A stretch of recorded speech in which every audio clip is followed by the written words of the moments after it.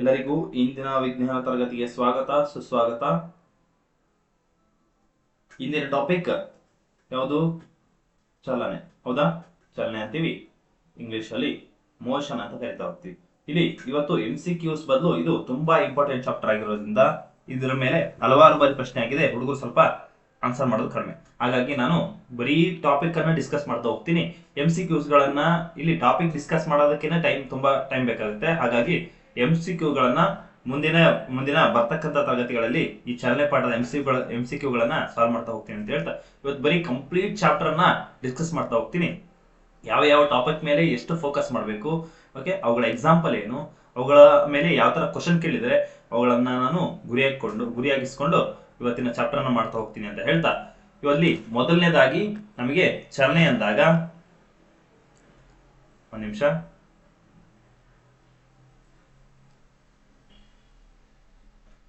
Okay, ಇಲ್ಲಿ ಚಲನೆ ಅಂದೆ. ಹಾಗಾದ್ರೆ ಚಲನೆ ಅಂದಾಗ ಚಲನೆ ಅಧ್ಯಯನಕ್ಕೆ ನಾವೇನಂತ ಕರಿತೀವಿ? ಏನು? ಚಲನೆಯ ಅಧ್ಯಯನ ಅಂತ ಕರಿತೀವಿ. ಈ ಚಲನೆ ಅಧ್ಯಯನಕ್ಕೆ ನಾವೇನಂತ ಕರಿತೀವಿ? ಡೈನಾಮಿಕ್ಸ್ ಅಂತ ಕರಿತೀವಿ. ಡೈನಾಮಿಕ್ಸ್ ಅಥವಾ ಚಲನಶಾಸ್ತ್ರ ಅಂತ ಕರಿತೀವಿ. ಚಲನಶಾಸ್ತ್ರ ಅಂತ ಕರಿತೀವಿ. ಹಾಗಾದ್ರೆ ಇಂಗ್ಲಿಷ್ ಅಲ್ಲಿ ನಾವು study of motion is called dynamics ಅಂತ ಕರಿತೀವಿ. ಇಂಗ್ಲಿಷ್ ಅಲ್ಲಿ ಡೈನಾಮಿಕ್ಸ್ ಅಂತ ಕರಿತಾ ಹೋಗ್ತೀವಿ. ಹಾಗಾದ್ರೆ ಈ ಚಲನೆಯ ಒಂದು ಡೆಫಿನೇಷನ್, ಚಲನೆ ಅಂದ್ರೆ ಏನು ಅಂತ ನೋಡ್ತಾ ಹೋದಾಗ, ಕಾಲದೊಂದಿಗೆ ಆಗುವ ವಸ್ತುಗಳ ಸ್ಥಳ ಬದಲಾವಣೆಗೆ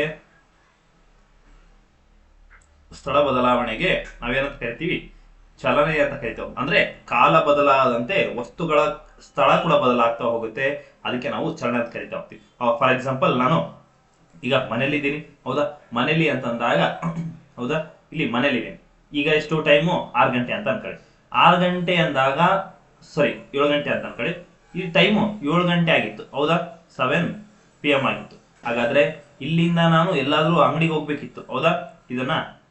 ಎಲ್ಲಾದ್ರೂ ಏನಾದ್ರೂ ತರಕ್ಕೆ ಅಂಗಡಿಗೆ ಹೋಗಿದ್ದೆ ಅಂತಂದ್ರೆ ಇಲ್ಲಿಂದ ಹೋಗಕ್ಕೆ ನಮಗೆ 10 ನಿಮಿಷ ಬೇಕಾ? ಹೌದಾ? 10 ನಿಮಿಷ ಬೇಕಾ? ಹಾಗಾದ್ರೆ ಇಲ್ಲಿ ಟೈಮ್ 7 ಗಂಟೆ 10 ನಿಮಿಷ ಆಯ್ತು, ಹೌದಾ?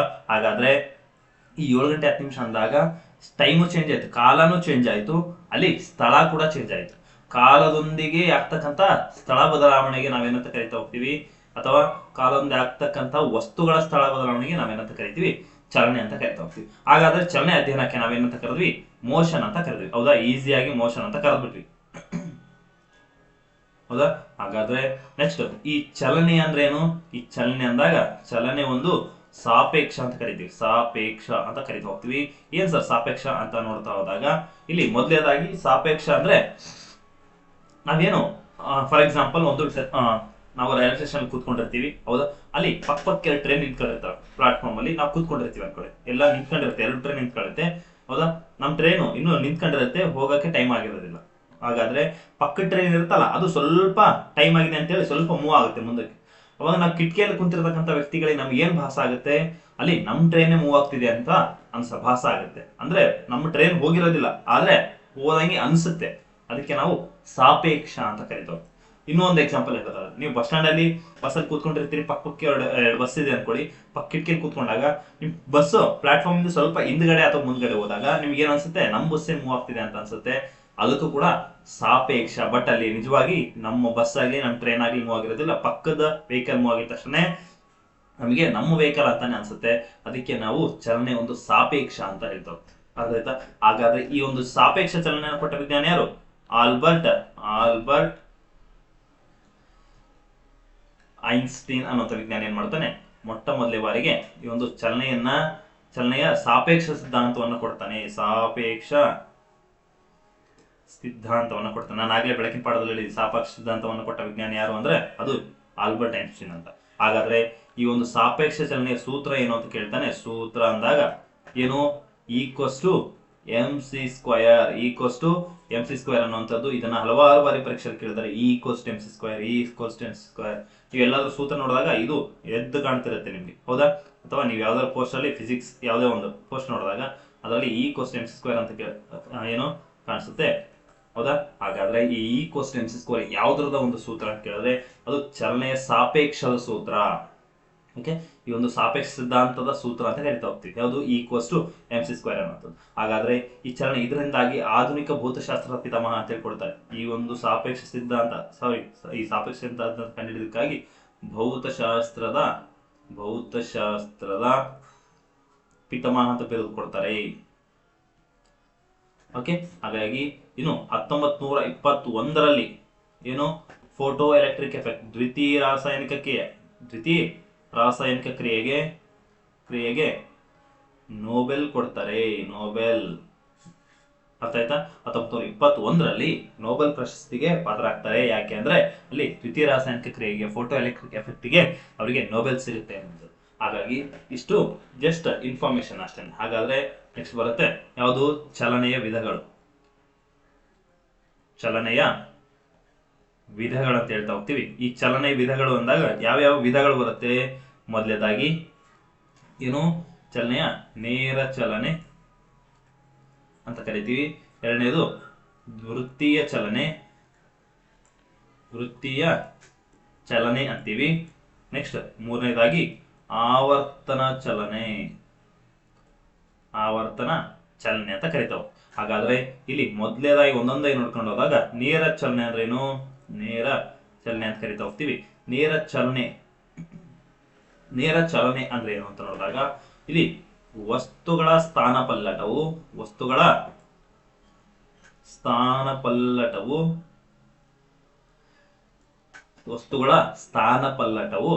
ಏನಾಗುತ್ತೆ? ನೇರ ಚಲನೆಯಲ್ಲಿ ಉಂಟಾದರೆ ನೇರ ಚಲನೆಯಲ್ಲಿ ಉಂಟಾಗುತ್ತದೆ. ಅಂದ್ರೆ ಯಾವ್ದಾದ್ರು ವಸ್ತು ನೇರವಾಗಿ ಚಲಿಸ್ತಾ ಇದ್ರೆ ಅದಕ್ಕೆ ನಾವು ನೇರ ಚಲನೆ ಅಂತ ಕರಿತಾ ಹೋಗ್ತೀವಿ. ಫಾರ್ ಎಕ್ಸಾಂಪಲ್, ಉದಾಹರಣೆಗೆ ನಾವು ತೆಂಗಿನ ಮರದಿಂದ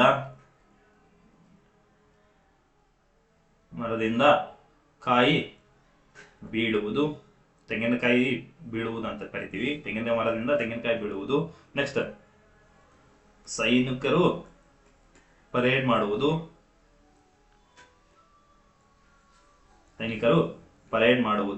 ನೆಕ್ಸ್ಟ್ ಬಂದೂಕಿನಿಂದ ಬುಲೆಟ್ ಹೊರಬರುವುದು.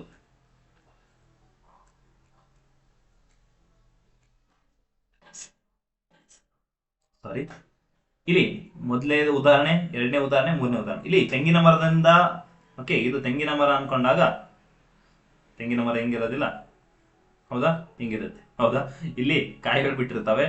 ಈ ಕಾಯಿಗಳು ಬೀಳ್ಬೇಕಾದ್ರೆ ಇದು ಸ್ಟ್ರೇಟ್ ಆಗಿ ಬೀಳುತ್ತೆ, ಹೌದಾ? ಸ್ಟ್ರೇಟ್ ಆಗಿ ಬೀಳುತ್ತೆ ಅಂದ್ರೆ ನೇರವಾಗಿ ಬೀಳುತ್ತೆ. ಕಾರಣ ಅದನ್ನ ನಾವು ನೇರ ಚಲನೆ ಅಂತ ಕರಿತಾ ಹೋಗ್ತೀವಿ. ನೆಕ್ಸ್ಟ್ ಸೈನಿಕರು ಪರೇಡ್ ಮಾಡ್ತಾರೆ, ಹೌದಾ?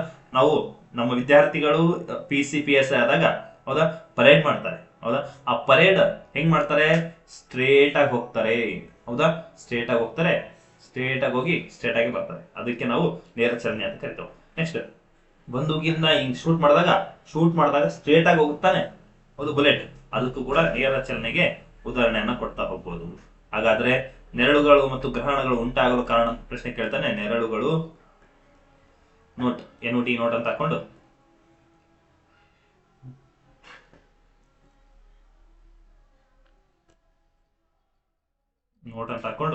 ನೆರಳುಗಳು, ಗ್ರಹಣಗಳು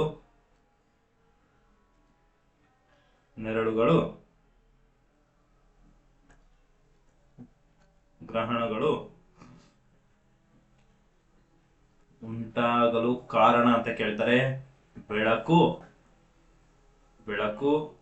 ನೇರ ಚಲನೆಯಲ್ಲಿ ಚಲಿಸುವುದರಿಂದ,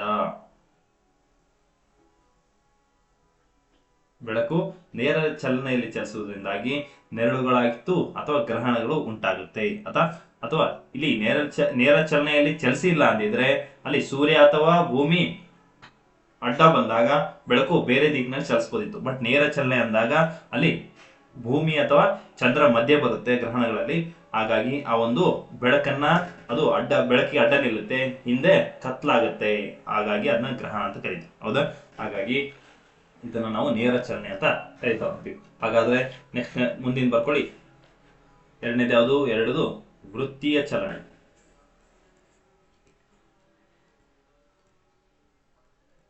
ವೃತ್ತೀಯ ಚಲನೆ ಅಂತ ಕರಿತಾ ಹೋಗ್ತೀವಿ. ಹಾಗಾದ್ರೆ ಈ ವೃತ್ತೀಯ ಚಲನೆ ಅಂದಾಗ, ವೃತ್ತೀಯ ಚಲನೆಯಲ್ಲಿ ನಾವು ಏನ್ ಸರ್ ವೃತ್ತೀಯ ಚಲನೆ ಅಂದಾಗ, ಚಲನೆಯು ವೃತ್ತಾಕಾರದ ಪಥದಲ್ಲಿ ಉಂಟಾದರೆ ಅದಕ್ಕೆ ನಾವೇನ್ ಕರಿತೀವಿ? ವೃತ್ತೀಯ ಚಲನೆ. ವೃತ್ತೀಯ ಚಲನೆ ಅಂತ ಕರಿತಾ ಹೋಗ್ತೀವಿ.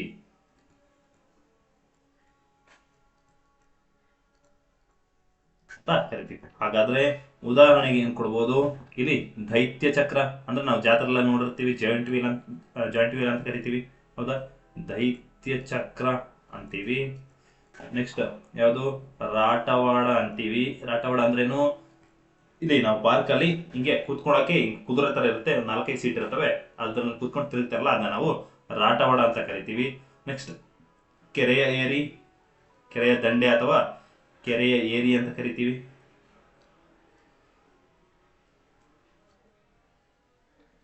ಕೆರೆಯ ಏರಿ ಅಂತೀವಿ.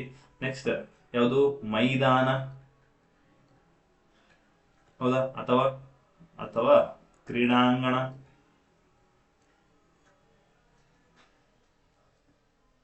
ಅಂತ ಕರಿತಾ ಹೋಗ್ತೀವಿ. ಹೌದಾ? ಇವುಗಳೆಲ್ಲವೂ ಕೂಡ ವೃತ್ತೀಯ ಚಲನೆ. ಅಂದ್ರೆ ದೈತ್ಯ ಚಕ್ರ ಅಂದಾಗ ಈ ತರ ರೌಂಡ್ ತಿರುಗುತ್ತೆ, ರಾಟವಾಡ ಕೂಡ ರೌಂಡ್ ತಿರುಗುತ್ತೆ, ಕೆರೆ ಏರಿ ಕೂಡ ರೌಂಡ್ ಇರುತ್ತೆ. ಹೌದಾ? ಮೈದಾನ ಕೂಡ ನಾವು PCPSI ಫಿಸಿಕಲ್ ಹೋದಾಗ ಮೈದಾನ ಹೆಂಗಿರುತ್ತೆ? ರೌಂಡ್ ಕಲರ್ ಆಗಿರುತ್ತೆ, ರೌಂಡ್ ಶೇಪ್ ಅಲ್ಲಿ ಇರುತ್ತೆ. ಹಾಗೆ ಇದನ್ನ ನಾವು ವೃತ್ತೀಯ ಚಲನೆ ಅಂತ ಕರಿತಾ ಹೋಗ್ತೀವಿ. ಹಾಗಾದ್ರೆ ಮುಂದಿನದು ಬರುತ್ತೆ ಯಾವುದು? ಆವರ್ತನ ಚಲನೆ. ಮೂರನೇದು, ನಾನು ಆಗ್ಲೇ ಮೂರು ವಿಧಗಳು ಹೇಳಿದೆ ಅನ್ಸುತ್ತೆ. ಹೌದಾ? ಇಲ್ಲಿ ಆವರ್ತನ ಚಲನೆ ಜೊತೆಗೆ ನಮಗೆ 4ನೇದು ಆಂದೋಲನ ಚಲನೆ ಕೂಡ ಬರುತ್ತೆ. ಆಂದೋಲನ ಚಲನೆ. ಅರ್ಥ ಆಯ್ತಾ? ಇವುಗಳನ್ನ ನಾವು ಏನಂತ ಕರಿತಾ ಹೋಗ್ತೀವಿ? ನೆಕ್ಸ್ಟ್ ಆವರ್ತನ ಚಲನೆ.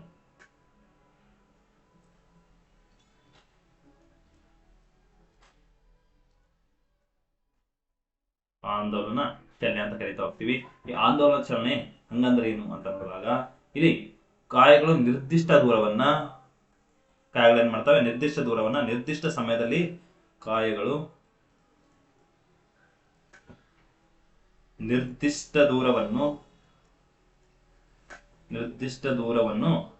ನಿರ್ದಿಷ್ಟ ಸಮಯದಲ್ಲಿ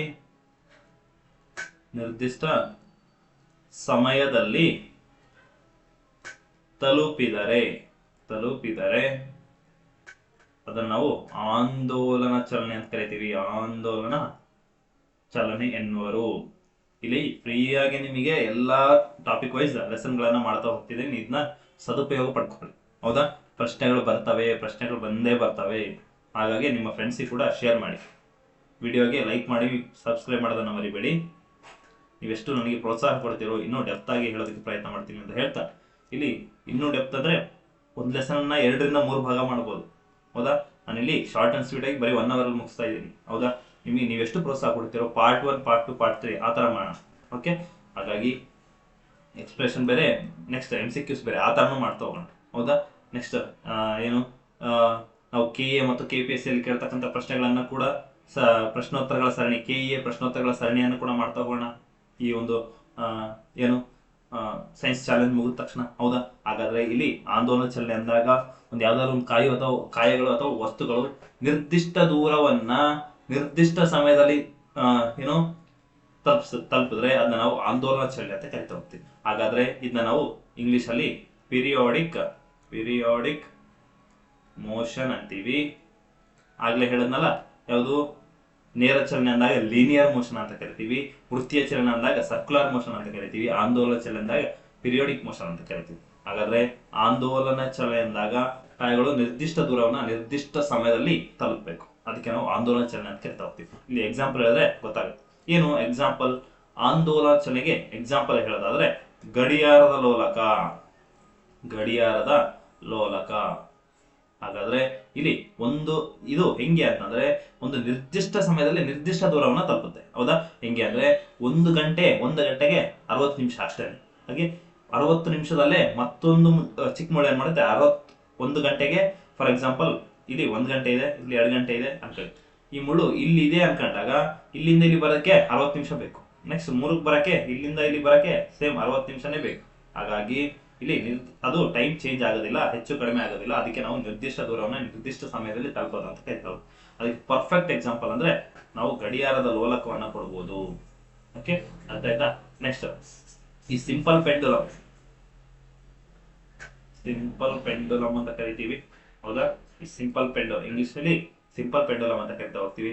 ಹಾಗಾದ್ರೆ ನಾವೇನು ಇದು ಗಡಿಯಾರದ ಲೋಲಕ ಅಂದಾಗ ಗಡಿಯಾರದ ಕೆಳಗಡೆ ಗಂಟೆ ಇರುತ್ತಲ್ಲ, ಗಂಟೆ ಇರುತ್ತೆ, ಈ ತರ ಅಳ್ಳಾಡ್ತಿರುತ್ತಲ್ಲ, ಅದನ್ನ ನಾವು ಗಡಿಯಾರದ ಲೋಲಕ ಅಂತ ಕರಿತೀವಿ. ನಾವು ಮಿಸ್ ಆಗಿ ಇಲ್ಲಿ ಗಡಿಯಾರದ ಮುಳ್ಳು ಅಂತ ಹೇಳ್ಬಿಟ್ಟೆ. ಗಡಿಯಾರದ ಲೋಲಕ ಇಂಗ್ಲಿಷ್ ಅಲ್ಲಿ ನಾವು ಸಿಂಪಲ್ ಪೆಂಡುಲಮ್ ಅಂತ ಕರಿತಾ ಹೋಗ್ತೀವಿ.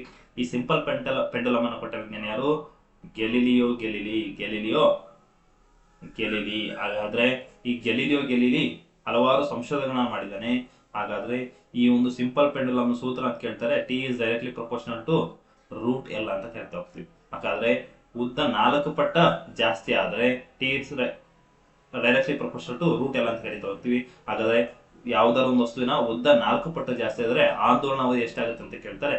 ಅದನ್ನ ಈ ಸೂತ್ರ ಹಾಕಿ ನಾವು ಡಿಸ್ಕಸ್ ಮಾಡಬಹುದು. 4 ಪಟ್ಟು ಜಾಸ್ತಿ ಆದ್ರೆ ಅಂದ್ರೆ 2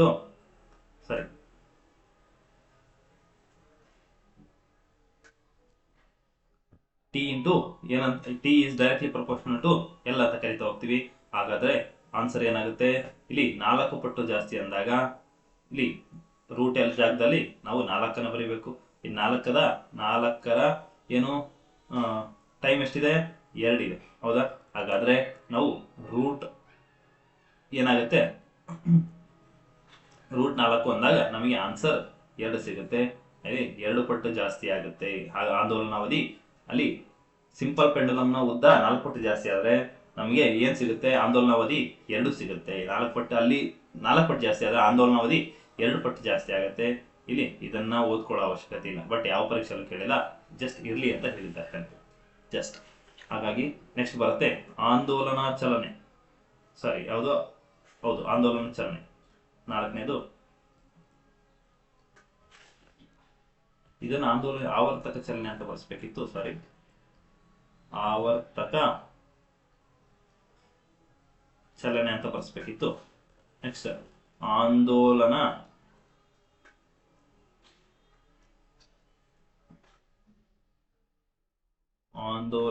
ಚಲನೆ ಅಂತ ಕರಿತೀವಿ. ಹಾಗಾದ್ರೆ ಈ ಆಂದೋಲನ ಚಲನೆ ಅಂದಾಗ ನಾವು ಏನ್ ನೋಡ್ಬೇಕು? ಆಂದೋಲನ ಚಲನೆ ಅಂದಾಗ ಯಾವ್ದಾರ ಒಂದು ಇಲ್ಲಿ ಆವರ್ತಕ ಚಲನೆ ಏನಿದೆ ಅದಕ್ಕೆ ವಿರುದ್ಧವಾಗಿರತಕ್ಕಂತ ಉತ್ತರ ಈ ಆಂದೋಲನ ಚಲನೆ. ಅಂದ್ರೆ ಕಾಯಗಳು ನಿರ್ದಿಷ್ಟ ದೂರವನ್ನು ನಿರ್ದಿಷ್ಟ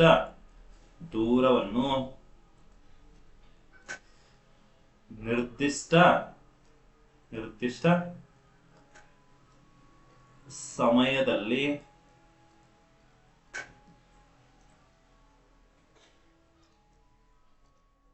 ತಲುಪದೇ ಹೋದರೆ ಅದನ್ನ ನಾವೇನಂತ ಕರಿತೀವಿ? ಆಂದೋಲನ ಚಲನೆ ಅಂತ ಕರಿತಾ ಹೋಗ್ತೀವಿ. ಹಾಗಾದ್ರೆ ಉದಾಹರಣೆ ಕೊಡೋದಾದ್ರೆ ಜೋಕಾಲಿಯನ್ನು ಕೊಡ್ಬೋದು. ಹೌದಾ? ಆ ಜೋಕಾಲಿ ಮೊದಲ ಬಾರಿಗೆ ಮುಂದೆ ಹೋದಷ್ಟು ದೂರ ಮುಂದೆ ಹೋದಷ್ಟು 2ನೇ ಬಾರಿ ಹೋಗೋದಿಲ್ಲ, 2ನೇ ಬಾರಿ ಹೋದಷ್ಟು 3ನೇ ಬಾರಿ ಹೋಗೋದಿಲ್ಲ. ಹೌದಾ? ಜೋಕಾಲಿ ಅಥವಾ ಉಯ್ಯಾಲೆ ಅಂತ ಕರಿತೀವಿ. ಅದೇ ಒಂದು ಪರ್ಫೆಕ್ಟ್ ಎಕ್ಸಾಂಪಲ್. ಜೋಕಾಲಿ ಅಥವಾ ಉಯ್ಯಾಲೆ ಅಂತ ಕರಿತಾ ಹೋಗ್ತೀವಿ.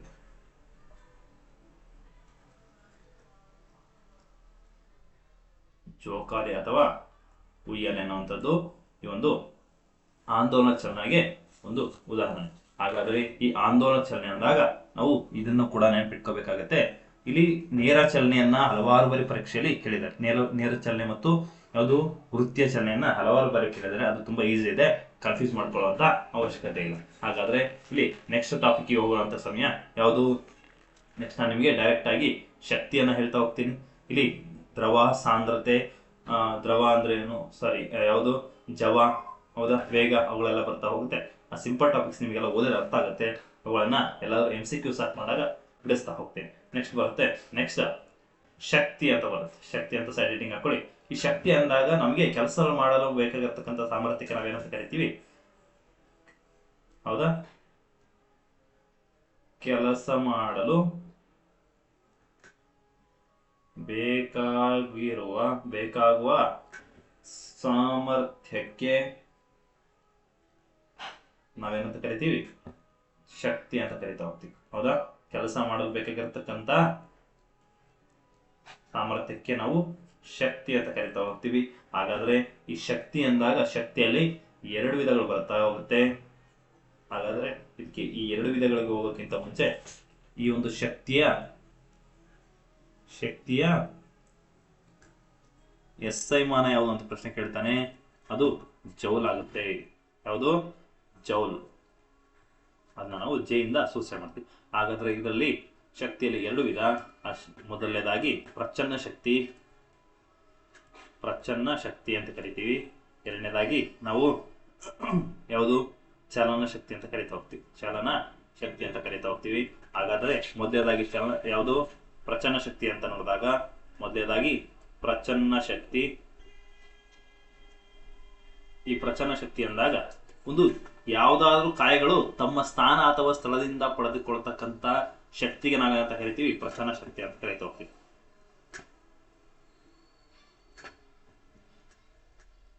ಕಾಯಗಳು ಏನ್ ಮಾಡ್ತವೆ? ತಮ್ಮ ಸ್ಥಾನ ಅಥವಾ ಸ್ಥಳದಿಂದ ಪಡೆದುಕೊಳ್ಳುವ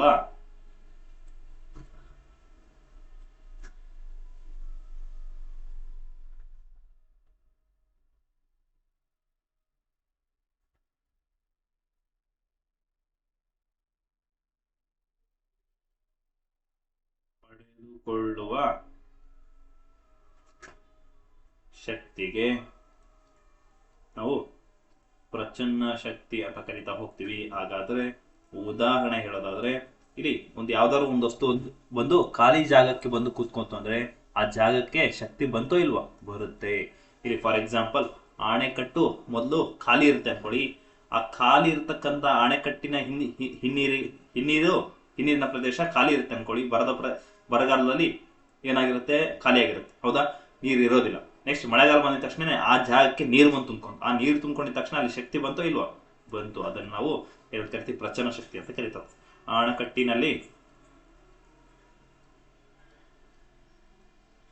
ಆಣೆಕಟ್ಟಿನಲ್ಲಿ ಸಂಗ್ರಹ ಆಗಿರುವ ನೀರು, ಆಣೆಕಟ್ಟಿನಲ್ಲಿ ಸಂಗ್ರಹ ಆಗಿರತಕ್ಕಂಥ ನೀರು. ನೆಕ್ಸ್ಟ್ ಯಾವುದು? ಕೀಲಿ ಕೊಟ್ಟ ಗಡಿಯಾರವನ್ನ ನೋಡ್ತಾ ಹೋಗ್ತೀವಿ. ಹೌದಾ? ಕೀಲಿ ಕೊಟ್ಟಿದ ತಕ್ಷಣ ಅದಕ್ಕೊಂದು ಶಕ್ತಿ ಬಂತು. ಖಾಲಿಯ ಜಾಗಕ್ಕೆ ಕೀಲಿ ಒಂದು ಕೂತ್ಕೊಂಡಾಗ ಅಲ್ಲಿ ಒಂದು ಶಕ್ತಿ ಬಂತು. ನೆಕ್ಸ್ಟ್ ಮಾವಿನ ಮರದಲ್ಲಿರುವ ಹಣ್ಣು.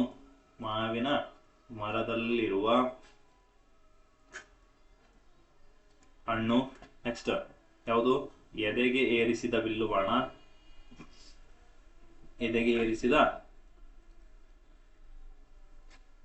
ಬಾಣ. ಇನ್ನೊಂದು ಬರುತ್ತೆ ಯಾವುದು? ಎಳೆದ ಸ್ಪ್ರಿಂಗ್ ಅಂತ ಕರಿತೀವಿ. ಅಥವಾ ಎಳೆದ ರಬ್ಬರ್ ಬ್ಯಾಂಡ್ ಆಗಿರ್ಬೋದು. ನೆಕ್ಸ್ಟ್ ಬರ್ಕೊಳ್ಳಿ, ಎಳೆದ ರಬ್ಬರ್ ಬ್ಯಾಂಡ್. ಇವುಗಳೆಲ್ಲ ಕೂಡ ಏನಾಗುತ್ತೆ? ನಿಮಗೆ 1-2 ನಿಮಗೆ ಪರ್ಫೆಕ್ಟ್ ಆಗಿ ಏನು ಒಂದು ಉದಾಹರಣೆ ಕೊಡ್ಬೋದು. ಅಂದ್ರೆ ಏನಂದ್ರೆ ಅರ್ಥ ಹೇಳ್ಬೋದು. ಹೌದಾ? ಇಲ್ಲಿ ಅಣೆಕಟ್ಟು ಖಾಲಿ ಇತ್ತು ಮುಂಚೆ, ಆಮೇಲೆ ನೀರು ಬಂದಿದ ತಕ್ಷಣ ಅದಕ್ಕೊಂದು ಶಕ್ತಿ ಬಂತು. ಇಲ್ಲಿ ಮೊದಲು ಖಾಲಿ ಇತ್ತು ಗಡಿಯಾರ, ಅದಕ್ಕೊಂದು ಕೀ ಕೊಟ್ಟಿದ ತಕ್ಷಣ ಅದಕ್ಕೊಂದು ಶಕ್ತಿ ಬಂತು. ಮರ ಮುಂಚೆ ಖಾಲಿ ಇತ್ತು. ಹೌದಾ? ವಸತ ಖಾಲಿ ಬಂದಿದ ತಕ್ಷಣ ಅದರಲ್ಲಿ ಹಣ್ಣು ಬಿಡ್ತು, ಅದಕ್ಕೊಂದು ಶಕ್ತಿ ಬಂತು. ಯಾಕೆ? ಇಲ್ಲಿ ಸುಮ್ಮನೆ ಇರ್ತಕ್ಕಂಥ ಬಿಲ್ಲಿಗೆ ಈ ತರ ಎಳೆದಾಗ ಎದೆಗೆ ಏರಿಸಿದ ಬಿಲ್ಲು ಬಾಣ ಅಂತ ಕರಿತೀವಿ. ಅಲ್ಲೊಂದು ಶಕ್ತಿ ಬಂತು. ಸ್ಪ್ರಿಂಗ್ ಚೆನ್ನಾಗಿ ಸುಮ್ಮನೆ ವಿಶ್ರಾಂತಿ ಸ್ಥಿತಿಯಲ್ಲಿರ್ತಕ್ಕಂಥ ಸ್ಪ್ರಿಂಗ್ ಅನ್ನು ನಾವು ಎಳೆದಾಗ ಅದು ಕೂಡ ತನ್ನ ಅದಕ್ಕೊಂದು ಶಕ್ತಿ ಬಂತು. ಹಾಗಾಗಿ ಅದೇ ರೀತಿಯಾಗಿ ಎಳೆದ ರಬ್ಬರ್ ಬ್ಯಾಂಡ್ ಅಂತ ಕೂಡ ಕರಿತಾ ಹೋಗ್ತೀವಿ. ಹೌದಾ? ಹಾಗಾದ್ರೆ ಇಲ್ಲಿ ಇದು ಏನು? ಪ್ರಚನ್ನ ಶಕ್ತಿ ಉದಾಹರಣೆ. ಹಾಗಾದ್ರೆ ಇದರ ಸೂತ್ರ ಏನು ಅಂತ ಕೇಳ್ತಾನೆ. ಪ್ರಚನ್ನ ಶಕ್ತಿಯ ಸೂತ್ರ ಅಂತ ಕೇಳ್ತಾನೆ. P = mgh ಅಂತ ಕರಿತಾವ. P ಅಂದ್ರೆ ಏನು? P ಅಂದ್ರೆ ಪೊಟೆನ್ಷಿಯಲ್ ಎನರ್ಜಿ ಅಂತ ಕರಿತೀವಿ. ಎಂ ಅಂದ್ರೆ ಮಾಸ್ ಅಂತೀವಿ, ಜಿ ಅಂದ್ರೆ ಗ್ರಾವಿಟಿ ಅಂತೀವಿ, ಯಾವುದು ಎಚ್ ಅಂದ್ರೆ ಹೈಟ್ ಅಂತ ಕರಿತಾ ಹೋಗ್ತೀವಿ. ಎಚ್ ಅಂದ್ರೇನು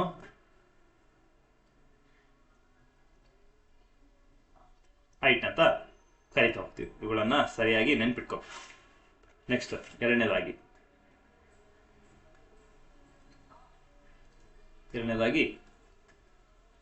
ಚಲನ ಶಕ್ತಿ ಅಂತ ಕರಿತೀವಿ. ಯಾವ ಕಾಯ ಅಥವಾ ಯಾವುದೋ ಒಂದು ವಸ್ತು ಚಲನೆಯಿಂದ ಪಡೆದುಕೊಳ್ಳತಕ್ಕಂಥ ಶಕ್ತಿಗೆ ನಾವೇನಂತ ಕರಿತೀವಿ, ಅದನ್ನ ಚಲನ ಶಕ್ತಿ ಅಂತ ಕರಿತಾ ಹೋಗ್ತೀವಿ. ಕಾಯಗಳು ತಮ್ಮ ಚಲನೆಯಿಂದ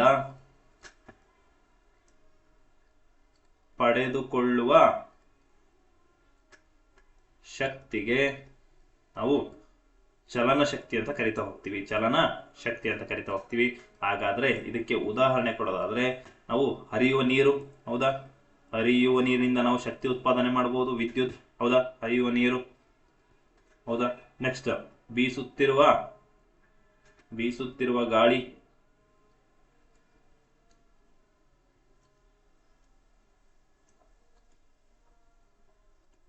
ಬೀಸುತ್ತಿರುವ ಗಾಳಿ ಅಂತ ಕರಿತಾ ಹೋಗ್ತೀವಿ. ನೆಕ್ಸ್ಟ್ ಬೀಸುತ್ತಿರುವ ಅಥವಾ ಚಲಿಸುತ್ತಿರುವ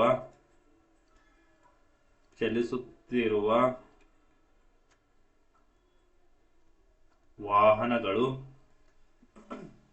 ನೆಕ್ಸ್ಟ್ ಮರದಿಂದ ಬೀಳುತ್ತಿರುವ ಹಣ್ಣು ಅಂತ ಕರಿತಾ ಹೋಗ್ತೀವಿ. ಹಾಗಾದ್ರೆ ಈ ಚಲನ ಶಕ್ತಿ ಅಂದಾಗ ಮೊದಲನೇದಾಗಿ ಹರಿಯುವ ನೀರು ಉದಾಹರಣೆ, ಹೌದಾ. ಯಾವ ವಸ್ತು ತನ್ನ ಚಲನೆಯಿಂದ ಶಕ್ತಿ ಪಡ್ಕೊಳ್ಳುತ್ತೋ ಅದಕ್ಕೆ ನಾವು ಚಲನ ಶಕ್ತಿ ಅಂತ ಕರಿತಾ ಹೋಗ್ತೀವಿ. ಮೊದಲನೇದಾಗಿ ನೀರು ಹರಿತಾ ಇಲ್ಲಿ ಡ್ಯಾಮ್ ಇಂದ ನೀರು ಹೊರಗಡೆ ಬಿಟ್ಟ ತಕ್ಷಣ ನೀರು ಗೇಟಿಂದ ಹೊರಗೆ ಬರ್ಬೇಕಾದ್ರೆ ಅಲ್ಲಿ ಟರ್ಬೈನ್ಸ್ ಮೂಲಕ ನಮಗೆ ವಿದ್ಯುತ್ ಉತ್ಪಾದನೆ ಆಗುತ್ತೆ. ಇಲ್ಲಿ ಒಂದು ಶಕ್ತಿ ಬಂತು. ಇಲ್ಲಿ ಬೀಸ್ತಕ್ಕಂಥ ಗಾಳಿ, ನಾವು ಕೆಲವೊಂದು ಗುಡ್ಡಗಾಡು ಪ್ರದೇಶಗಳಲ್ಲಿ ಅಥವಾ ಎತ್ತರದ ಪ್ರದೇಶಗಳಲ್ಲಿ ದೊಡ್ಡ ದೊಡ್ಡ ಫ್ಯಾನ್ಗಳನ್ನು ಅಳವಡಿಕೆ ಮಾಡುತ್ತೀವಿ ವಿದ್ಯುತ್ ಉತ್ಪಾದನೆಗಾಗಿ. ನೆಕ್ಸ್ಟ್ ಚಲಿಸ್ತಕ್ಕಂಥ ವಾಹನ ಚಲಿಸಿದಾಗ ಅಲ್ಲಿ ಹೀಟ್ ಪ್ರೊಡ್ಯೂಸ್ ಆಗುತ್ತೆ, ಶಕ್ತಿ ಉತ್ಪಾದನೆ ಆಯಿತು, ಹೌದಾ. ಹಾಗಾದ್ರೆ ಆ ಮರದಿಂದ ಯಾವ್ದಾದ್ರು ಒಂದು ಮರದಿಂದ ಬೀಳ್ತಕ್ಕಂಥ ಹಣ್ಣು ಇದಕ್ಕೆ ಚಲನೆಯಿಂದ ಬಿತ್ತು, ಹೌದಾ, ಅದನ್ನ ನಾವು ಚಲನ ಶಕ್ತಿ ಅಂತ ಕರಿತಾ ಹೋಗ್ತೀವಿ. ಇದರ ಒಂದು ಸೂತ್ರ ಅಂತ ಕೇಳಿದ್ರೆ ಇದರ ಸೂತ್ರ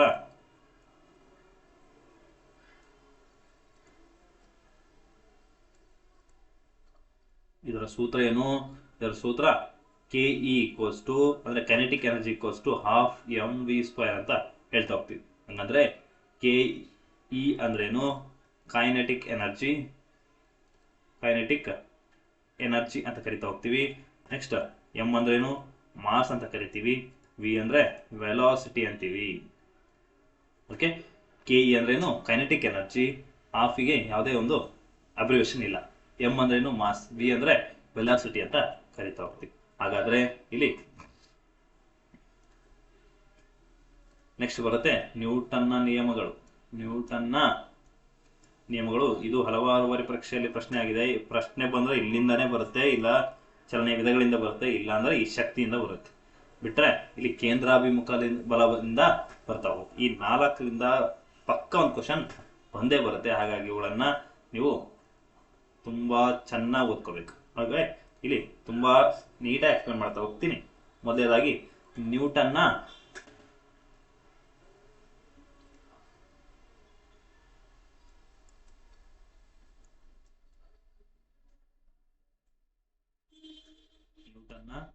ಮೊದಲನೇ ನಿಯಮ ಏನ್ ಹೇಳುತ್ತೆ?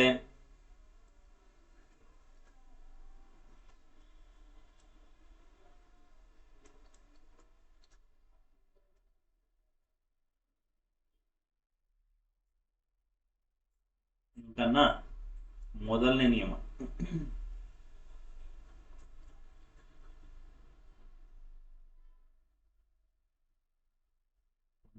ಏನ್ ಹೇಳುತ್ತೆ? ಯಾವ್ದಾದ್ರು ಒಂದು ವಸ್ತುವಿನ ಮೇಲೆ ಬಾಹ್ಯ ಬಲ ಏರ್ಪಟ್ಟರೆ ಮಾತ್ರ ಅದು ಆ ವಸ್ತುವಿನ ಸ್ಥಳ ಅಥವಾ ಸ್ಥಿತಿ ಬದಲಾಗತ್ತೆ, ಇಲ್ಲ ಅಂದ್ರೆ ಅದು ವಿಶ್ರಾಂತ ಸ್ಥಿತಿಯಲ್ಲೇ ಇರುತ್ತೆ ಅಂತ ಹೇಳ್ತಾರೆ. ಹಾಗಾದ್ರೆ ಹಂಗಂದ್ರೆ ಏನು? ಯಾವ್ದಾದ್ರು ಒಂದು ವಸ್ತು ಇದೆ, ಹೌದಾ, ಅದ್ರ ಮೇಲೆ ಬಾಹ್ಯ ಬಲ ಏರ್ಪಟ್ಟರೆ ಮಾತ್ರ ಅದರ ಒಂದು ಸ್ಥಿತಿ ಅಥವಾ ಸ್ಥಳ ಬದಲಾವಣೆ ಆಗುತ್ತೆ. ಹಾಗಾದ್ರೆ ಇಲ್ಲಿ ನೋಡಿ, ಈ ವಾಟರ್ ಬಾಟ್ಲ್ ಇದೆ, ಹೌದಾ, ಇಲ್ಲಿ ಇಷ್ಟು ತನಕ ಇಲ್ಲಿ ಇತ್ತು.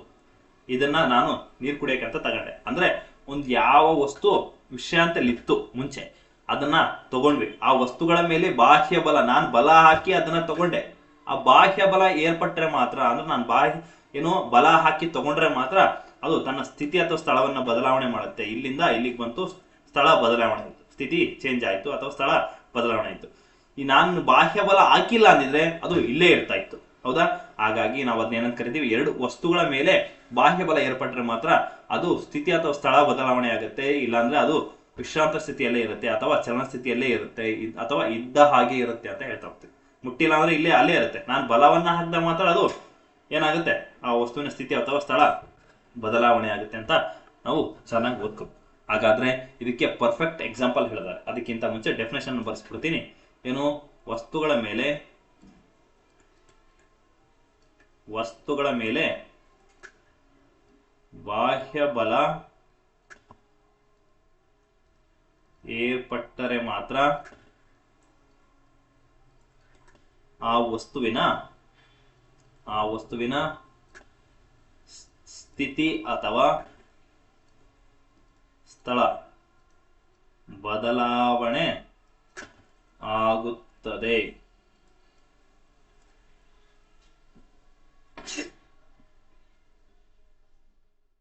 ಮತ್ತು ಬಲ ಏರ್ಪಡದೆ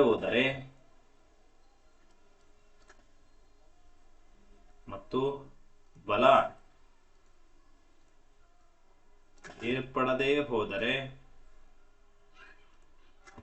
ಅದು ವಿಶ್ರಾಂತಿ ಸ್ಥಿತಿಯಲ್ಲೇ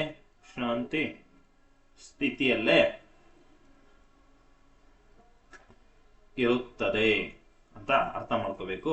ಇಲ್ಲಿ ಒಂದೇ ನಿಯಮ ಏನ್ ಹೇಳುತ್ತೆ, ವಸ್ತುಗಳ ಮೇಲೆ ಬಾಹ್ಯ ಬಲ ಏರ್ಪಟ್ರೆ ಮಾತ್ರ ಅದು ತನ್ನ ಸ್ಥಳವನ್ನ ಬದಲಾವಣೆ ಮಾಡುತ್ತೆ ಅಥವಾ ಸ್ಥಿತಿ ಬದಲಾಗುತ್ತೆ. ಇಲ್ಲಾಂದ್ರೆ ಅದು ಬಾಹ್ಯ ಬಲ ಏರ್ಪಟ್ಟಿಲ್ಲ ಅಂದ್ರೆ ಅದು ಇದ್ದ ಹಾಗೆ ಇರುತ್ತೆ ಅಥವಾ ವಿಶ್ರಾಂತ ಸ್ಥಿತಿಯಲ್ಲೇ ಇರುತ್ತೆ. ಹಾಗಾದ್ರೆ ನಾವು ಅನ್ವಯಗಳನ್ನು ನೋಡಿದಾಗ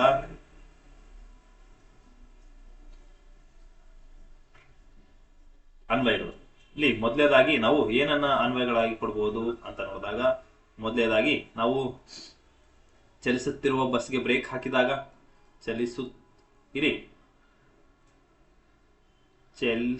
ಚಲಿಸುತ್ತಿರುವ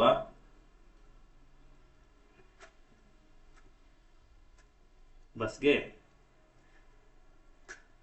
ಬ್ರೇಕ್ ಹಾಕಿದಾಗ ಅದರಲ್ಲಿರುವ ಪ್ರಯಾಣಿಕರು ಏನ್ ಮಾಡ್ತಾರೆ, ಪ್ರಯಾಣಿಕರು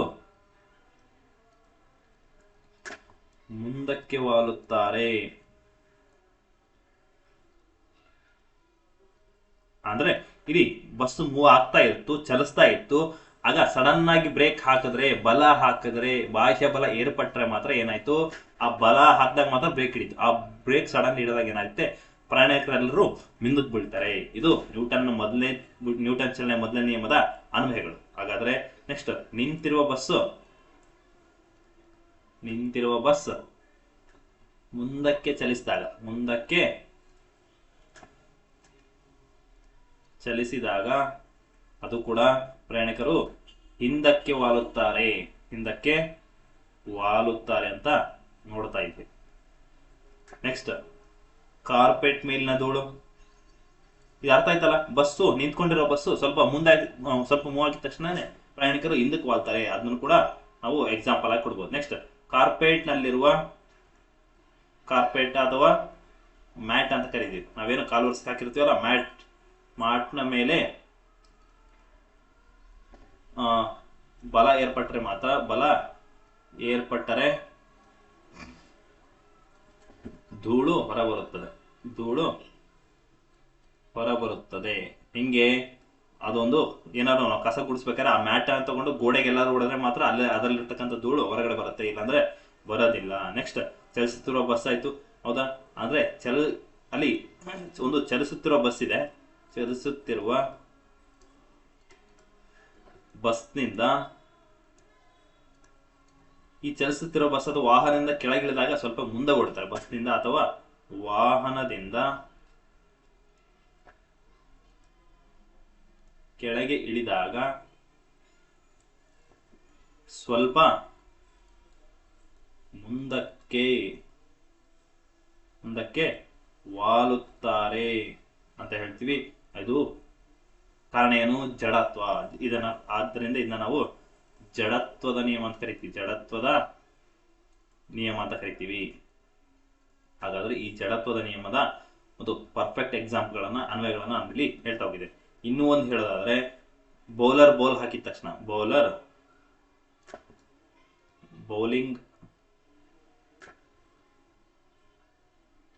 ಓಡಿ ಬಂದು ಬಾಲ್ ಹಾಕಿದ ತಕ್ಷಣ ಅವನು ಸ್ವಲ್ಪ ಮುಂದಕ್ಕೆ ಓಡುತ್ತಾನೆ.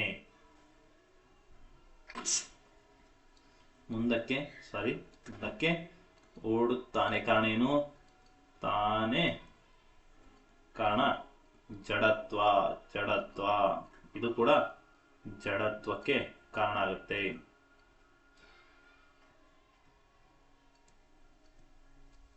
ಅರ್ಥ ಆಯ್ತಾ? ಹಾಗಾಗಿ ಇವುಗಳನ್ನು ನಾವು ಸರಿಯಾಗಿ ನೆನ್ಪಿಟ್ಕೋಬೇಕು.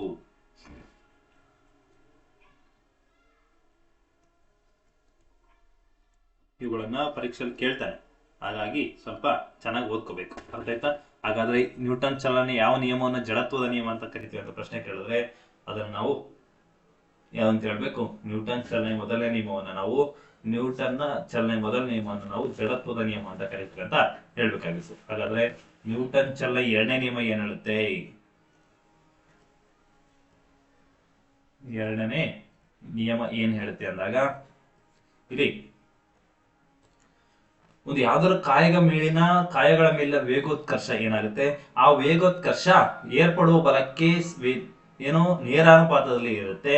ನೆಕ್ಸ್ಟ್ ಅದೇ ವೇಗೋತ್ಕರ್ಷ ಏನಾಗುತ್ತೆ? ಕಾಯಗಳ ರಾಶಿಗೆ ವಿಲೋಮಾನುಪಾತದಲ್ಲಿ ಇರುತ್ತೆ.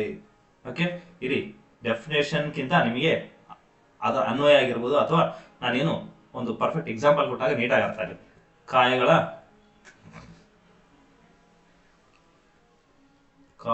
ಮೇಲಿನ ವೇಗೋತ್ಕರ್ಷವು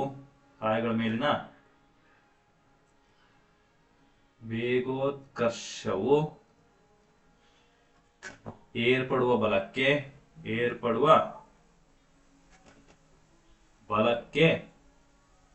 ನೇರಾನುಪಾತದಲ್ಲಿಯೂ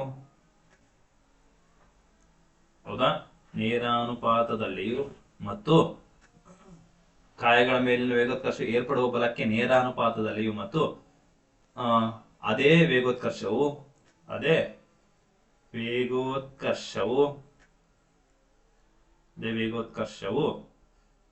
ಕಾಯಗಳ ಮೇಲಿನ ರಾಶಿಗೆ ವಿಲೋಮಾನುಪಾತದಲ್ಲಿಯೂ ಇರುತ್ತದೆ.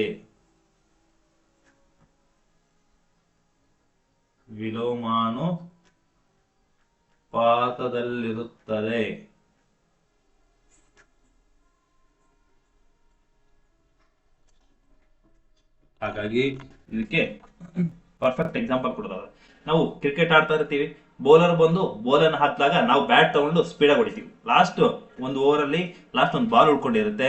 ಆ ಒಂದು ಬಾಲ್ಗೆ ಸಿಕ್ಸ್ ಹೊಡೆದ್ರೆ ಮಾತ್ರ ವಿನ್ ಆಗುತ್ತೆ. ಒಂದು ಬಾಲಿಗೆ 6 ರನ್ ಬೇಕಾಗಿರುತ್ತೆ. ಹಾಗಾದ್ರೆ ಆ 6 ಹಿಂಗ್ ಹೊಡಿಬೇಕು. ಇಲ್ಲಿ ಇರ್ತಕ್ಕಂಥ ಬ್ಯಾಟ್ಸ್ಮನ್ ಏನ್ ಮಾಡಬೇಕು? ಸ್ವಲ್ಪ ಜೋರಾಗಿ ಬಲವನ್ನ ಹಾಕಿದಾಗ ಅದು ಎಷ್ಟು ಬಲ ಹಾಕ್ತಾನೋ ಅಷ್ಟೇ ವೇಗೋತ್ಕರ್ಷವಾಗಿ ಅದು ಏನಾಗುತ್ತೆ? ತುಂಬಾ ಸ್ಪೀಡ್ ಹೋಗುತ್ತೆ ಮತ್ತು ತುಂಬಾ ದೂರ ಹೋಗಿ ಅದು ಬೌಂಡ್ರಿ ಆಚೆ ಬಿದ್ರೆ ಅದನ್ನ ನಾವು 6 ಅಂತ ಕರಿತೀವಿ. ಬಲ ಜಾಸ್ತಿ ಹಾಕಿದ್ರೆ ದೂರ ಹೋಯ್ತು, ಬಲ ಕಡಿಮೆ ಹಾಕಿದ್ರೆ ಇಲ್ಲೇ ಬರ್ತಾ ಇತ್ತು, ತುಡೆ ಸಿಕ್ತೆ. ಹಾಗಾಗಿ ನಾವೆಷ್ಟು ಬಲ ಹಾಕ್ತಿವೋ ಅದಕ್ಕೆ ಅಷ್ಟೇ ಮುಂದಕ್ಕೆ ವೇಗೋತ್ಕರ್ಷದಲ್ಲಿ ಹೋಗುತ್ತೆ. ಏರ್ಪಡುವ ಬಲಕ್ಕೆ ನೇರಾನುಪಾತದಲ್ಲಿ ಇರುತ್ತೆ ಮತ್ತು ಅದೇ ವೇಗೋತ್ಕರ್ಷ ಕಾಯಗಳ ಮೇಲೆ ವಿಲೋಮಾನುಪಾತದಲ್ಲಿಯೂ ಇರುತ್ತದೆ. ಅಂದ್ರೆ ಸಿಂಪಲ್ ಅರ್ಥ ಮಾಡ್ಕೊಳ್ಳೋದಾದ್ರೆ, ನಾವು ಎಷ್ಟು ವೇಗ ಹಾಕಿರ್ತೀವೋ ಅಷ್ಟೇ ದೂರ ಹೋಗುತ್ತೆ. ಇನ್ನು ನಾವು ಕಲ್ಲನ್ನು ತಗೊಂಡಿರ್ತೀವಿ, ಆ ಕಲ್ಲನ್ನ ಜೋರಾಗಿ ಸ್ವಲ್ಪ ಶಕ್ತಿಯಾಗಿ ಎಸೆದ್ರೆ ಸ್ವಲ್ಪ ಶಕ್ತಿ ಹಾಕಿ ಜೋರಾಗಿ ಎಸೆದ್ರೆ ಸ್ವಲ್ಪ ದೂರ ಹೋಗುತ್ತೆ, ಸ್ಪೀಡ್ ಆಗುತ್ತೆ. ಅಥವಾ ನಾವು ನಿಧಾನಕ್ಕೆ ಈ ತರ ವಸ್ತ್ರ ಇಲ್ಲೇ ಬೀಳುತ್ತೆ. ಇದಕ್ಕೆ ಪರ್ಫೆಕ್ಟ್ ಎಕ್ಸಾಂಪಲ್ ಹೇಳ್ಬೋದು. ಹಾಗಾದ್ರೆ ಇದಕ್ಕೆ ಯಾವುದೇ ಅನ್ವಯಗಳಿಲ್ಲ. ಏನು ಇದರ ಸೂತ್ರ ಹೇಳೋದಾದ್ರೆ, ಸೂತ್ರ ಇದೆ. ಈ ಸೂತ್ರ ಅಂದಾಗ ನಮಗೆ F = ma ಅಂತ ಹೇಳ್ತಾ ಹೋಗ್ತೀವಿ. ಹಾಗಾದ್ರೆ F ಅಂದ್ರೇನು? ಫೋರ್ಸ್ ಅಂತ ಕರಿತೀವಿ, ಹೌದಾ? M ಅಂದ್ರೆ ಮಾಸ್ ಅಂತ ಕರಿತೀವಿ. E ಅಂದ್ರೇನು? ಆಕ್ಸಲರೇಷನ್ ಅಂತ ಕರಿತಾ ಹೋಗ್ತೀವಿ. ಇಷ್ಟೇನು ಇಲ್ಲಿ ನ್ಯೂಟನ್ ಚಲನ ಎರಡನೇ ನಿಯಮ. ಇಲ್ಲಿ ಮೊದಲನೇ ನಿಯಮ ಅಂದಾಗ ಇದನ್ನ ಹಲವಾರು ಬಾರಿ ಪ್ರಶ್ನೆ ಆಗಿದೆ, ಇದನ್ನ ಟಿಕ್ ಮಾರ್ಕ್ ಹಾಕೊಳ್ಳಿ, ಸ್ಟಾರ್ ಮಾರ್ಕ್ ಹಾಕೊಳ್ಳಿ.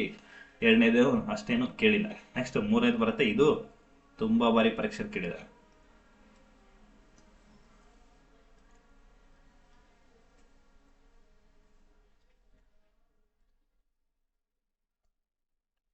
ಏನು ಮೂರನೇದು? ಮೂರನೇ ನಿಯಮ ಏನ್ ಹೇಳುತ್ತೆ ಸರ್ ಮೂರನೇ ನಿಯಮ ಅಂತ ನೋಡಿದಾಗ, ಒಂದು ಯಾವುದೇ ಒಂದು ಕ್ರಿಯೆಗೆ ಸಮನಾದ ಮತ್ತು ವಿರುದ್ಧವಾದ ಪ್ರತಿಕ್ರಿಯೆ ಇದ್ದೇ ಇರುತ್ತೆ ಅಂತ ಹೇಳುತ್ತೆ. ಹೌದಾ? ಯಾವುದೇ ಒಂದು ಕಾರ್ಯಗಳಿಗೆ ಅಥವಾ ಪ್ರತಿಯೊಂದು ಕ್ರಿಯೆಗೂ ಕರೆಕ್ಟ್ ಸೆಂಟೆನ್ಸ್ ಕರೆಕ್ಟ್ ಇದೆ, ಪೆನ್ ಯಾಕೋ ಕರೆಕ್ಟಾಗಿ ಬರೀತಿಲ್ಲ. ಪ್ರತಿಯೊಂದು ಕ್ರಿಯೆಗೆ ಸಮನಾದ ಮತ್ತು ವಿರುದ್ಧವಾದ ಪ್ರತಿಕ್ರಿಯೆ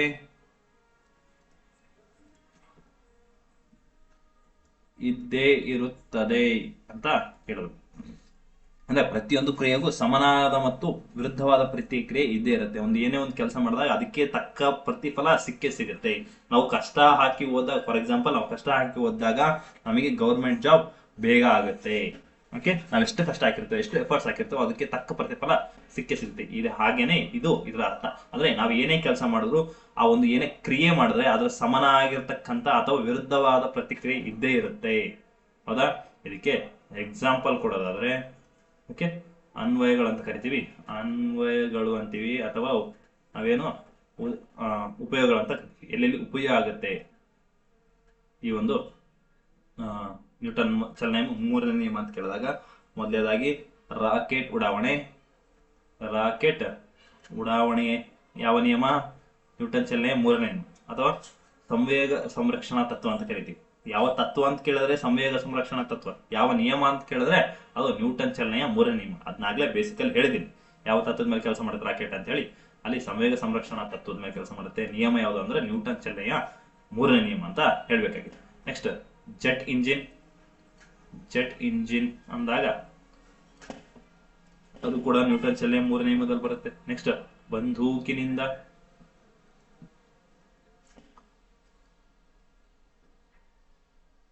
ಬಂದೂಕಿನಿಂದ ಶೂಟ್ ಮಾಡಿದಾಗ ಬಂದೂಕು ಬುಲೆಟ್ ಮುಂದಕ್ಕೆ ಹೋಗುತ್ತೆ, ಬಂದೂಕು ಸ್ವಲ್ಪ ಹಿಂದಕ್ಕೆ ಬರುತ್ತೆ, ಸ್ವಲ್ಪ ಹಿಂದಕ್ಕೆ ಬರುತ್ತದೆ. ಬರ್ತಕ್ಕಂಥ ತರಗತಿಗಳಲ್ಲಿ ಇದ್ರ ಮೇಲೆ ಕ್ವಶನ್ಸ್ ಹಾಕೊಂಡು ಎಕ್ಸ್ಪ್ಲೇನ್ ಮಾಡ್ತೀನಿ. ತುಂಬಾ ಇಂಪಾರ್ಟೆಂಟ್ ಆಗಿರ್ತಕ್ಕಂಥ ಚಾಪ್ಟರ್ ಇದು. ಹಾಗಾಗಿ ನೆಕ್ಸ್ಟ್, ಒಬ್ಬ ವ್ಯಕ್ತಿ ಏನ್ ಮಾಡ್ತಾನೆ, ಒಬ್ಬ ವ್ಯಕ್ತಿ ಈಜುವುದು ಅಂದ್ರೆ ಒಬ್ಬ ವ್ಯಕ್ತಿ ಏನ್ ಮಾಡ್ತಾನೆ, ಆ ನೀರನ್ನ ಈ ತರ ಹಿಂದಕ್ಕೆ ತಳೆದಾಗ ಅವನು ಮುಂದಕ್ಕೆ ಹೋಗ್ತಾನೆ. ಇದು ನೀರನ್ನ ಹಿಂದಕ್ಕೆ ತಳ್ಳೋದು ಏನು ಕ್ರಿಯೆ, ಅವನು ಮುಂದಕ್ಕೆ ಹೋಗೋದು ಪ್ರತಿಕ್ರಿಯೆ. ಹಾಗಾದ್ರೆ ಇನ್ನೊಂದು ಎಕ್ಸಾಂಪಲ್ ಬರ್ದು ಎಲ್ಲವುಗಳನ್ನ ಎಕ್ಸ್ಪ್ಲೇನ್ ಮಾಡ್ತಾ ಹೋಗ್ತೀನಿ. ನೆಕ್ಸ್ಟ್, ದೋಣಿಯ ತುದಿಯಲ್ಲಿ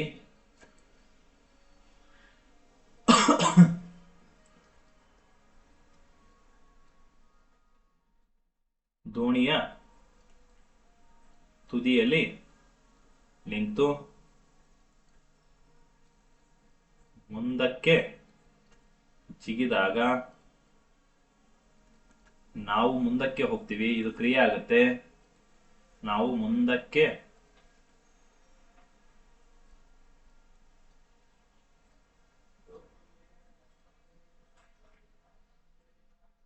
ಹೋಗ್ತೀವಿ ಮತ್ತು ದೋಣಿ ಏನ್ ಮಾಡುತ್ತೆ, ದೋಣಿ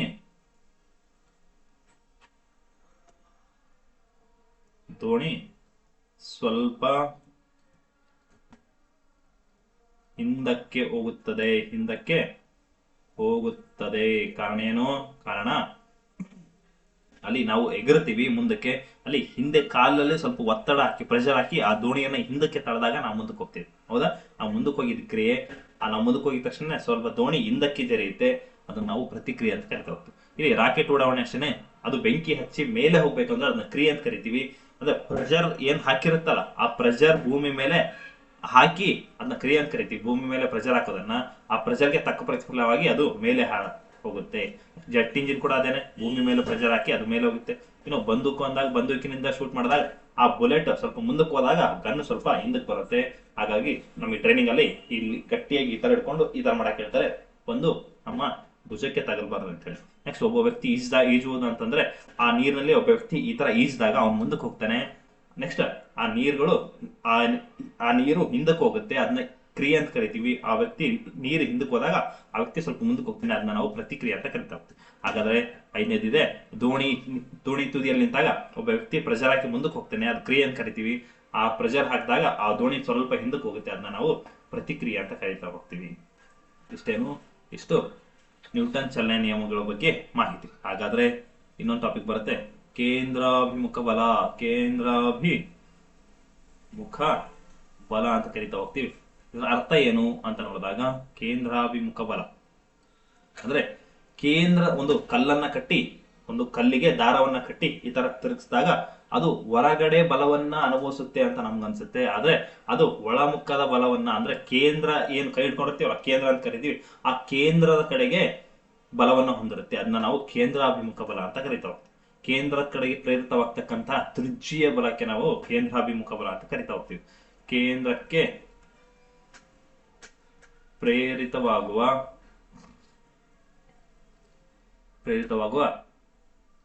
ತ್ರಿಜ್ಯೀಯ ಬಲಕ್ಕೆ ವೃತ್ತದ ಕೇಂದ್ರದ ಕಡೆಗೆ, ವೃತ್ತದ ಕೇಂದ್ರದ ಕೂಡ ಅಂದ್ರೆ ವೃತ್ತದ ಕೇಂದ್ರಕ್ಕೆ ನಾವು ಕೇಂದ್ರ ಅಂತ ಕರೆಯೋದು, ಬೇರೆದಕ್ಕೆ ಕರೆಯೋದಿಲ್ಲ. ಹೌದಾ? ವೃತ್ತದ ಕೇಂದ್ರದ ಕಡೆಗೆ ಪ್ರೇರಿತವಾಗ್ತಕ್ಕಂಥ ತ್ರಿಜ್ಯೀಯ ಬಲಕ್ಕೆ ನಾವೆಂತ ಕರಿತೀವಿ? ಕೇಂದ್ರಾಭಿಮುಖ ಬಲ ಅಂತ ಕರಿತಾ ಹೋಗ್ತೀವಿ. ಹಾಗಾದ್ರೆ ಇದರ ಒಂದು ಸೂತ್ರ ಏನಂತ ಕೇಳಿದಾಗ F=mv²/r ಅಂತ ಕರಿತಾ ಹೋಗ್ತೀವಿ. F ಅಂದ್ರೆ ಫೋರ್ಸ್ ಅಂತ ಕರಿತೀವಿ, M ಅಂದ್ರೆ ಮಾಸ್ ಅಂತೀವಿ. ಹೌದಾ? ನೆಕ್ಸ್ಟ್ V ಅಂದ್ರೇನು? ವೆಲಾಸಿಟಿ ಅಂತೀವಿ, ವೆಲಾಸಿಟಿ ಅಂತ ಕರಿತಾ ಹೋಗ್ತೀವಿ. ಅರ್ಥ ಆಯ್ತಾ? ಹಾಗಾದ್ರೆ ಇವುಗಳ ಒಂದು ಉದಾಹರಣೆ ಕೊಡೋದಾದ್ರೆ ಅನ್ವಯಗಳು ಅಂದಾಗ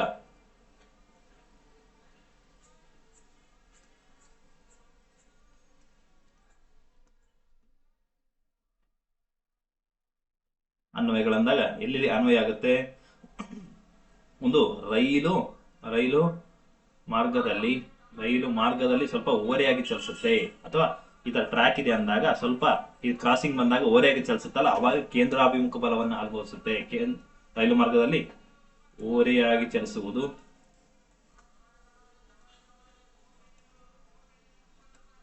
ಇಲ್ಲಿ ರೈಲು ಆಗಿರ್ಬೋದು, ಅಥವಾ ವಾಹನ ಆಗಿರ್ಬೋದು, ಸೈಕಲ್ ಆಗಿರ್ಬೋದು.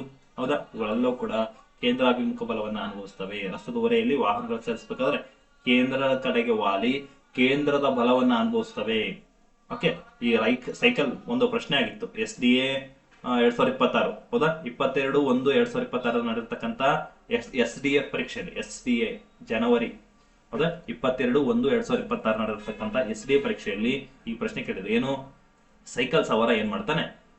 ರಸ್ತೆಯ ಓರೆಯಲ್ಲಿ ಸೈಕಲ್ ಸವಾರ ಕೇಂದ್ರದ ಕಡೆಗೆ ವಾಲಿ ಯಾವ ಬಲವನ್ನ ಅನುಭವಿಸ್ತದೆ ಅಂತ ಕೇಳಿದ್ರು, ಅದು ಕೇಂದ್ರಾಭಿಮುಖ ಬಲ. ಅರ್ಥ ಆಯ್ತಾ? ನೆಕ್ಸ್ಟ್ ಇಲ್ಲಿ ರೈಲು ಕ್ರಾಸಿಂಗ್ ಏನೇ ಆಗಿರ್ಲಿ, ಇಲ್ಲಿ ಕ್ರಾಸಿಂಗ್ ಅಂತ ಬಂದಾಗ ಅದು ಕೇಂದ್ರದ ಕಡೆಗೇನೆ ವಾಲುತ್ತೆ, ಅದು ಯಾವುದೇ ವಾಹನ ಆಗಿರ್ಲಿ. ಓಕೆ, ನಾವಾಗ್ಲಿ ರಸ್ತೆಯ ತಿರುವು ಅಂತ ಕರಿತೀವಿ, ರಸ್ತೆಯ ತಿರುವು ಓರೆ ಅಂತ ಕರಿತೀವಿ. ಹೌದಾ? ಈ ರಸ್ತೆಯ ತಿರುವು ಓರೆಯಾಗಿರುತ್ತೆ, ಅಲ್ಲಿ ಹೋಗ್ತಕ್ಕಂಥ ವಾಹನಗಳು ಕೇಂದ್ರದ ಕಡೆಗೆ ವಾಲಿ ಕೇಂದ್ರಾಭಿಮುಖ ಬಲವನ್ನ ಅನುಭವಿಸ್ತವೆ. ನೆಕ್ಸ್ಟ್ ಅದಕ್ಕೆ ಅನುಗುಣವಾಗಿ ಇನ್ನೊಂದು ಕನ್ಫ್ಯೂಸ್ ಆಗ್ತಕ್ಕಂಥ ಟಾಪಿಕ್ ಬರುತ್ತೆ, ಅದನ್ನ ನಾವು ಏನಂತ ಕರಿತೀವಿ? ಕೇಂದ್ರ ತ್ಯಾಗಿ ಬಲ ಅಂತ ಕರಿತೀವಿ. ಕೇಂದ್ರ ತ್ಯಾಗಿ ಬಲ ಅಂತ ಕರಿತೀವಿ. ಹಾಗಾದ್ರೆ ಇದನ್ನ ಏನು? ಇದಕ್ಕೆ ಪರ್ಫೆಕ್ಟ್ ಎಕ್ಸಾಂಪಲ್ ಹೇಳೋದಾದ್ರೆ ಇಲ್ಲಿ ಮಜ್ಜಿಗೆ ಮಾಡುವುದು, ಹೌದಾ, ಮಜ್ಜಿಗೆ ಕಡಿಯುವುದು ಅಂತ ಕರಿತೀವಿ. ಮಜ್ಜಿಗೆ ಕಡಿಯುವುದು, ಹೌದಾ, ಈ ಮಜ್ಜಿಗೆ ಕಡಿವೆ ಆಗಿರ್ಬೋದು, ಅಥವಾ ವಾಷಿಂಗ್ ಮಷಿನ್ ನ ಡ್ರೈಯರ್, ಹೌದಾ, ವಾಷಿಂಗ್ ಮಷಿನ್ ನ ಡ್ರೈಯರ್, ಹೌದಾ, ಅದು ಸುತ್ತಲೂ ತಿರುಗ್ತಿರತ್ತೆ, ಹೌದಾ. ನೆಕ್ಸ್ಟ್ ಕೆಮಿಸ್ಟ್ರಿ ಲ್ಯಾಬ್ ಅಲ್ಲಿ ಕೆಮಿಸ್ಟ್ರಿ ಲ್ಯಾಬ್ನಲ್ಲಿರ್ತಕ್ಕಂಥ ಯಾವುದು ಸೆಂಟ್ರಿಫ್ಯೂಸ್ ಮಷಿನ್, ಸೆಂಟ್ರಿಫ್ಯೂಸ್ ಮಷಿನ್ ಅಂತ ಕರಿತೀವಿ. ನೆಕ್ಸ್ಟ್ ಸೆಂಟ್ರಿಫ್ಯೂಗೇಷನ್, ನಾವೇನು ಸಾಲ್ಟ್ ಅಲನೈಸಿಸ್ ಸಾಲ್ಟ್ ಅಲನೈಸಿಸ್ ಮಾಡ್ಬೇಕಾದ್ರೆ, ಹೌದಾ, ಸಾಲ್ಟ್ ಅನಲೈಸಿಸ್ ಮಾಡ್ಬೇಕಾದ್ರೆ ನಾವು ಸೆಂಟ್ರಿಫಿಕೇಶನ್ ಮಾಡ್ತೀವಿ ಲಾಸ್ಟಿಗೆ, ಹೌದಾ. ಆ ಸೆಂಟ್ರಿಫಿಕೇಶನ್ ಕೂಡ ಕೆಲಸ ಮಾಡ್ತಕ್ಕಂಥದ್ದು ಈ ಕೇಂದ್ರ ತ್ಯಾಗಿ ಬಲದ ಮೇಲೆ, ಸೆಂಟ್ರಿಫಿಕೇಶನ್ ಮೇಲೆ. ಓಕೆ, ಇವುಗಳನ್ನ ನಾವು ಏನಂತ ಕರಿತೀವಿ, ಇವೆಲ್ಲವೂ ಕೂಡ ಕೇಂದ್ರ ತ್ಯಾಗಿ ಬಲದ ಮೇಲೆ ಕೆಲಸ ಮಾಡೋದು. ಕೇಂದ್ರಾಭಿಮುಖ ಬಲ ಬೇರೆ, ಕೇಂದ್ರ ತ್ಯಾಗಿ ಬಲ ಬೇರೆ. ಅರ್ಥ ಆಯ್ತಾ? ಇವುಗಳನ್ನ ಅರ್ಥ ಮಾಡ್ಕೊಳ್ಳಿ ಅಂತ ಹೇಳ್ತಾ, ಇನ್ನು ಹಲವಾರು ಚಿಕ್ಕ ಪುಟ್ಟ ಟಾಪಿಕ್ಸ್ಗಳು ಬರುತ್ತೆ, ಬಟ್ ಪ್ರಶ್ನೆ ಎಲ್ಲಿ ಬರುತ್ತೋ ಅದನ್ನ ಸ್ವಲ್ಪ ಜಾಸ್ತಿ ಒತ್ತು ಕೊಟ್ಟು ಮಾಡಿದ್ದೀನಿ. ಇದನ್ನ ತರಗತಿ ಇಷ್ಟಿರುತ್ತೆ. ಇನ್ನು ಮುಂಬರ್ತಕ್ಕಂಥ ತರಗತಿಗಳಲ್ಲಿ ನಾವು MCQಗಳನ್ನು ಹಾಕೊಂಡು ಎಕ್ಸ್ಪ್ಲೇನ್ ಮಾಡ್ತೀನಿ ಅಂತ ಹೇಳ್ತಾ, ನೆಕ್ಸ್ಟ್ ನಾಳೆ ಟಾಪಿಕ್ಗಳನ್ನ ನಾನು ಗ್ರೂಪಲ್ಲಿ ಹಾಕಿರ್ತೀನಿ, ಚೆನ್ನಾಗಿ ಓದ್ಕೊಳ್ಳಿ. ಡೌಟ್ ಬಂದ್ರೆ ಯಾರು ಕ್ವಶನ್ ಹಾಕಿ ಅಂತ ಹೇಳಿದ್ದೆ, ಹೌದಾ.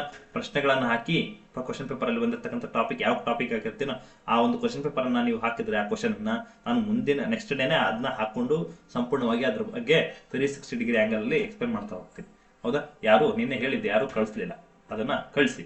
ಅರ್ಥ ಆಯ್ತಾ? ಲಾಸ್ಟ್ ಕ್ಲಾಸಲ್ಲಿ ಅದನ್ನ ಹೇಳಿದ್ದು, ಕಳಿಸಿ ಅಂತ ಹೇಳ್ತಾ ಇಂದಿನ ತರಗತಿಗೆ ಧನ್ಯವಾದಗಳು ಅಂತ ಹೇಳ್ತಾ, ಇನ್ನು ಯಾರ್ಯಾರು ನಮ್ಮ ಚಾನಲ್ನ ಸಬ್ಸ್ಕ್ರೈಬ್ ಮಾಡ್ಕೊಂಡಿದ್ರೆ ಸಬ್ಸ್ಕ್ರೈಬ್ ಮಾಡ್ಕೊಳ್ಳಿ, ಮತ್ತು ನಿಮ್ಮ ಬೇರೆ ಫ್ರೆಂಡ್ಸ್ಗೂ ಶೇರ್ ಮಾಡಿ, ಲೈಕ್ ಮಾಡಿ ಅಂತ ಹೇಳ್ತಾ ಎಲ್ಲರಿಗೂ ಧನ್ಯವಾದಗಳು.